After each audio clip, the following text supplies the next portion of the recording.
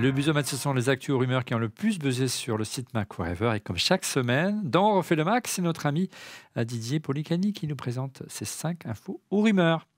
Et oui, Olivier, et on commence avec le MacBook Air M2 qui a été présenté donc il y a un petit moment maintenant et qui, alors c'est encore qu'une rumeur, alors peut-être qu'on aura l'info d'ici la publication de l'émission, mais en tout cas qui devrait être commercialisé le 15 juillet avec précommande donc une semaine avant, donc un peu après le MacBook Pro M2. Et puis je pense qu'il n'y aura pas beaucoup de stock, donc si vous en voulez un, dépêchez-vous.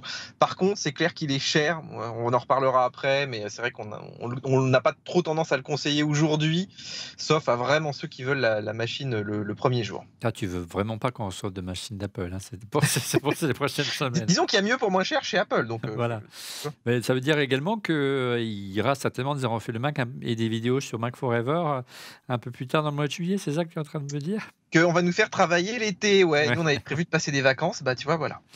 Allez, on reste dans le Mac et on parle du MacBook Pro cette fois-ci. Oui, alors ça, c'est un défaut qu'on avait relevé au tout début, dès qu'on a reçu le MacBook Pro, qu'on a acheté, hein, je précise donc, et que effectivement le disque était plus lent que la version de il y a 2 ans, de 2020, la version M1. Et on était très surpris de ça. Alors, apparemment, c'est le cas que sur l'entrée de gamme, mais bon, c'est celui que beaucoup de gens achètent. Bien sûr. Et en fait, il y a des youtubeurs qui ont démonté la machine. Donc, tu vois, eux, ils ont plus d'argent que nous, ils peuvent les défoncer. Mais ils ont repéré qu'en fait, Apple a mis qu'une puce mémoire pour le disque.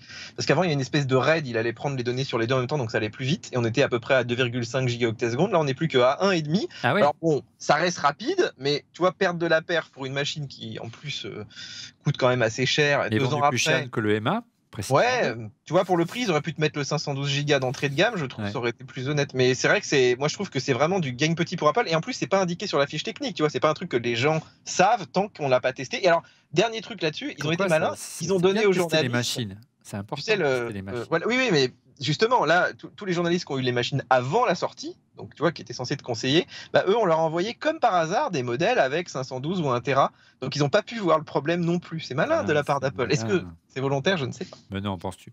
Pas de mauvais esprit, monsieur Policani. Allez, on abandonne les Macs et on va s'intéresser, pardonnez-moi, à AirPort, les bornes Wi-Fi d'Apple, c'est ça, qui sont de retour ou pas? D'ailleurs, j'ai vu dans ta petite émission, ta nouvelle émission hebdomadaire où tu réponds aux questions, un Genius by OLM, qu'il y avait beaucoup de gens qui regrettaient la time capsule, l'AirPort. Et en fait, c'est vrai que ces bornes Apple étaient d'une simplicité enfantine. En plus, elles étaient très bien intégrées au système. Mais bon, voilà, Tim Cook veut plus faire d'accessoires de ce genre. Je pense qu'il gagne pas assez d'argent avec. Et surtout, il faut les maintenir à jour. Mais on pensait que Apple en referait une, puisqu'il y avait eu un dépôt de brevet, enfin, une certification auprès de la FCC, tu sais, qui est l'organisme américain. Dès que tu lances un produit, il faut le faire certifier, qui ressemblait à ça. Et en fait, on a eu la réponse cette semaine. En fait, c'est un outil réseau à Cupertino. Ils ont beaucoup d'outils réseau, hein, dans le campus d'Apple. Donc, ils créent des petits boîtiers comme ça spécifiquement pour eux. C'est diagnostic, des choses comme ça. Mais voilà, ouais, pour connecter un peu les portes et tout un tas d'appareils. Donc, tant pis quoi. Tu parlais de Tim Cook, on continue. Voilà. Alors, je sais pas si tu es allé voir Jurassic World, mais moi, je suis allé le voir avec les enfants et vraiment.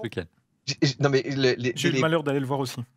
Alors, moi, j'ai pas trouvé si mauvais que ça, mais bon, je suis bon public de ces trucs-là. Mais par contre, le méchant, entre guillemets, c'est Tim Cook. Ouais. Et c'est Tim Cook, mais pas juste. Il lui ressemble physiquement, tu veux dire?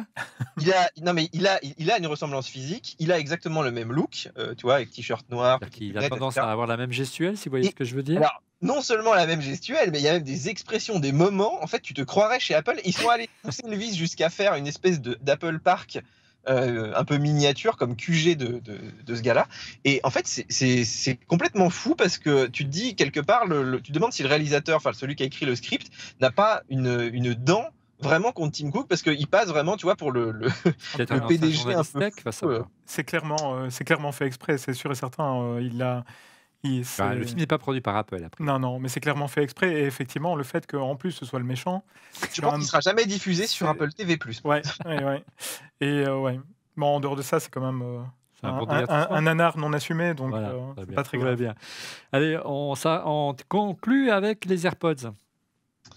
Alors, Olivier, les AirPods Pro 2, tu sais qu'il y a pas mal de gens qui les attendent. Alors, Bah oui, mais bon, Apple est pas très pressé, ils en vendent des pelletés et puis surtout les produits sont quand même très très bons. Les AirPods Pro 2 donc pour arriver, alors peut-être cette année, peut-être en fin d'année, moi je dirais peut-être début d'année prochaine. Et puis là, il commence à y avoir des schémas qui fuitent un petit peu. Alors a priori, il serait USB-C, ce qui serait quand même enfin une bonne chose, tu vois, qu'ils mettent Il de est l'USB. obligatoire aussi, d'après la nouvelle réglementation européenne. Ouais, mais là, tout ce qui sort, il y a encore du Lightning, tu vois, dans les produits récents. Donc, c'est quand même un petit peu casse-pied. Et donc, il serait USB-C. Et alors, la grosse nouveauté, ce serait aussi l'arrivée d'un format lossless, entre guillemets, en Bluetooth, enfin, ou je sais pas la norme qu'ils vont utiliser. Mais en tout cas, ce serait de bon augure pour relancer un petit peu le produit, d'avoir des vraies grosses nouveautés comme ça. Et si Apple fait un codec lossless en sans fil, ça pourrait, enfin, j'espère que ce serait quelque chose d'ouvert et de repris par l'industrie. Merci Didier, c'était passionnant. Allez, on reprend le volant, on s'intéresse à CarPlay. Est-ce que justement CarPlay va opérer le virage d'un système d'exploitation? On en parle tout de suite.